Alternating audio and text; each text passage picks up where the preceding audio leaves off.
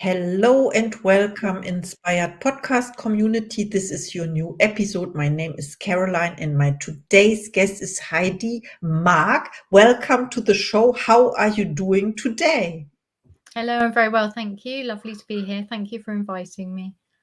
Wow, this is so great. And I would like to introduce you to the audience. You are known as the gentle rebel coach. You empower driven professionals to reclaim their lives without pushing through overwhelm and exhaustion. After experiencing burnout yourself, losing your career, health, and financial stability despite prioritizing self care, you now lead the Gentle Rebellion. You host the Overwhelm is Optional podcast, and you are the author of the book by the same name, Guiding Others with Love and Integrity as a Transformational Life Coach. Welcome to the Inspired Podcast, Heidi Marke.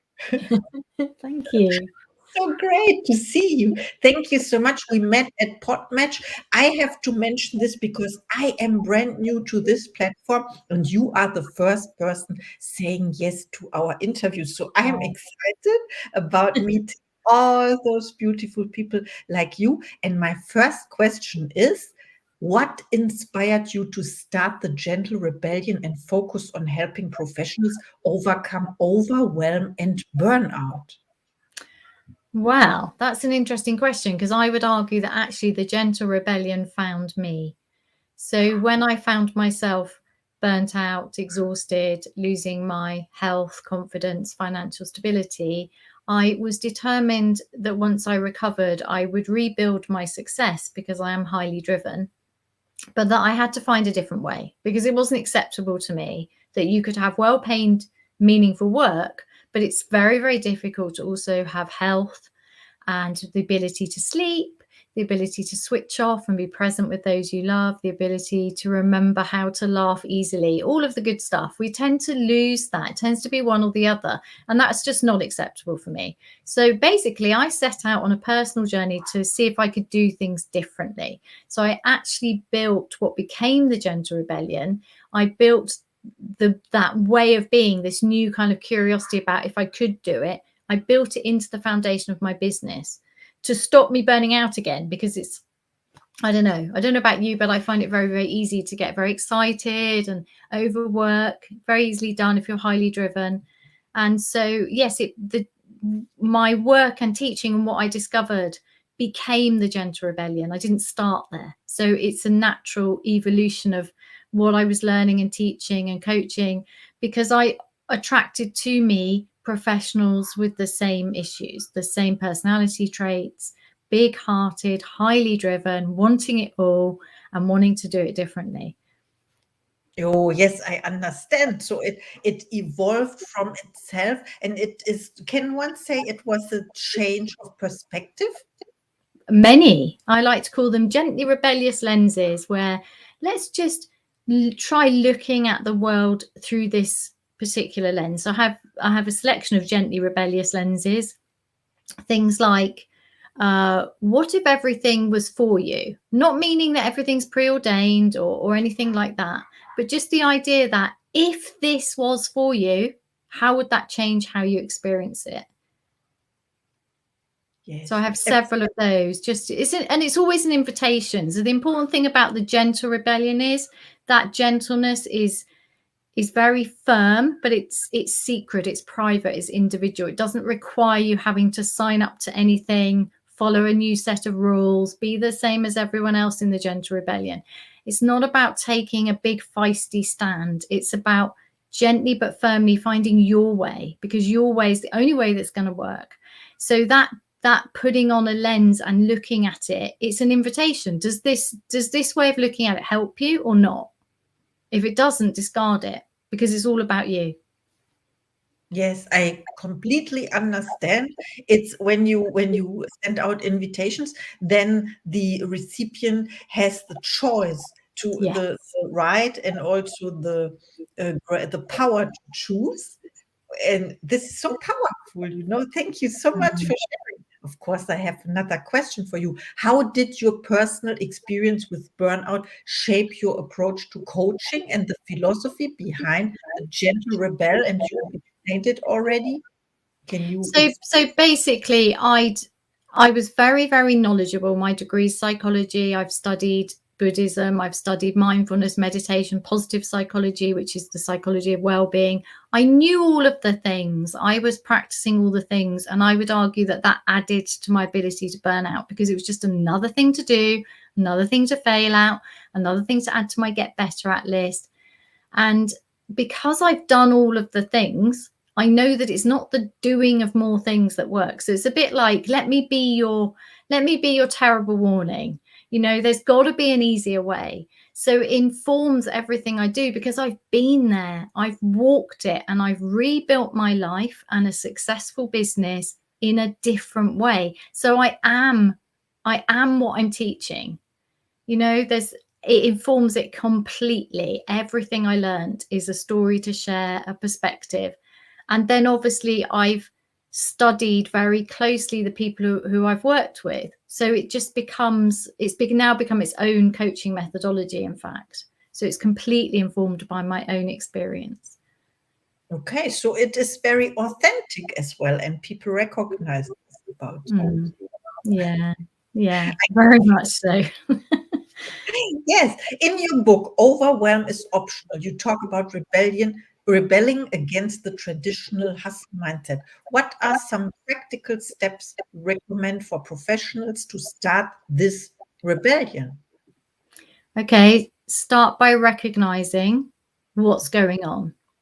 So instead of pushing on through as if there's something wrong with you, as if there's something that you're a problem to be solved, I invite you instead to put on the pair of gently rebellious lenses that says this: there's nothing wrong with you. There's nothing wrong with you. You are not a problem to be solved.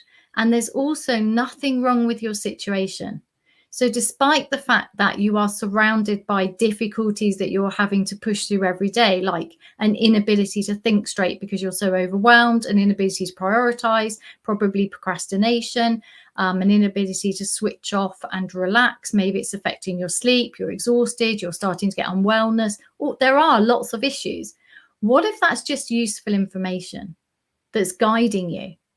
What if it worked up until now? So all the methods we're taught, which are sacrifice, get your head down, push on through, don't worry about your body, just ignore it, push on through, toughen up, put like a suit of armor on, push the tears down, pretend everything's okay. What if that way worked? Because it does work. Is how we get the success, right? What if it works until it doesn't? And all the signs and symptoms that you're struggling with now are just useful information as course corrections. So there's nothing wrong. That would be my biggest thing to teach, is just try those gently rebellious lenses on. What if there was nothing wrong with you and nothing wrong with your situation? It's all just useful information. Start there and see how that feels, because if those words resonate with you, then you might want to delve deeper into my work. If they don't resonate with you, find somebody who does, because you matter. You matter. How you are in the world matters. And it matters that you find a way to live your life that suits you, where you're not having to squish yourself down just to get through your day. Because we need you to be yourself, because everybody matters. Oh, that's so true. Thank you for sharing. And I thought about we don't have to consent to the circumstances we see, or to our feelings. Of course, we embrace our feelings because it is us. And how you mentioned, there's nothing wrong with you, me, and you, dear listeners. Of course, there's nothing to fix, so to say. You talked about, I would use the word feedback. It's like, you used another word there. It's like guiding your feelings of not well-being, for example, and then you change your perspective, you observe, and you realize there's something to change, and you can change because there are people helping helping Yeah. you. This is so powerful. Thank you so much. Let's look at this is, yeah. Can you share a success story from your coaching journey where a client transformed their life by embracing the principles of gentle rebellion? Oh, yes, so many. Um, Let's see. So there's somebody I worked with for an extended period of time. So she came to me because she was transitioning jobs. So she was coming out of quite a difficult, toxic environment and going into a job that she was really excited about. But because she was feeling very pressured and burnt out and lost, she wanted help transitioning so that she didn't take the same habits with her, so that she could, instead of push, she couldn't keep pushing through the overwhelm because she wanted to start that job in a better state. She wanted to make a really good impression, hit the ground running, be really successful. That mattered to her. She really, really wanted to do well because she's very successful. She doesn't want to let anyone down. She wanted to make a good impression, and it mattered to her.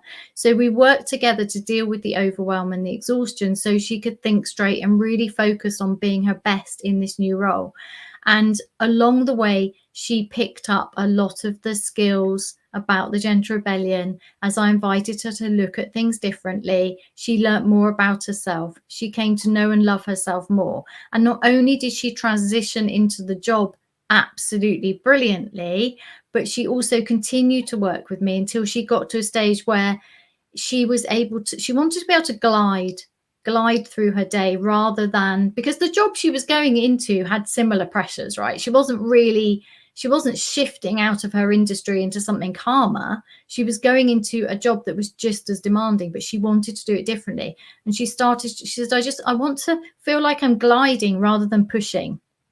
And that's what we managed to do, just by integrating into her life very specific practices that worked for her without adding to her overwhelm. And this is the unique way I work. So my people are very busy, very overwhelmed. They haven't got time. They need things that support them as they go through this transformation and that fit into their day and reduce their overwhelm. So it's not another thing to do. It's actually about taking things away. And that's what we did really successfully. And yeah, she's amazing. Just, yeah, very exciting to see that. That sounds amazing. Thank you so much for sharing.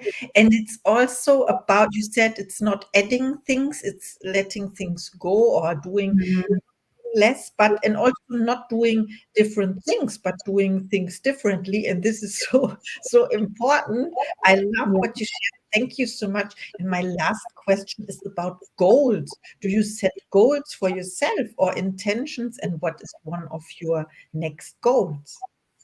Lovely. So um, over here in the Gentle Rebellion, we obviously like to do things a little bit differently. We like to remove overwhelm and pressure, but still achieve hugely. So what we do instead of goals is we set heartfelt intentions, heartfelt priorities. So this is about getting out of the head into the body, connecting to the heart, and asking much deeper questions on the basis that everything we do is to change how we feel. So if you start with, how do I want to feel, and work backwards from there, you can then pick the projects and tasks that you want to achieve based on a much bigger picture. And because these are heartfelt priorities, they are easier to keep your attention on because you know why you want them.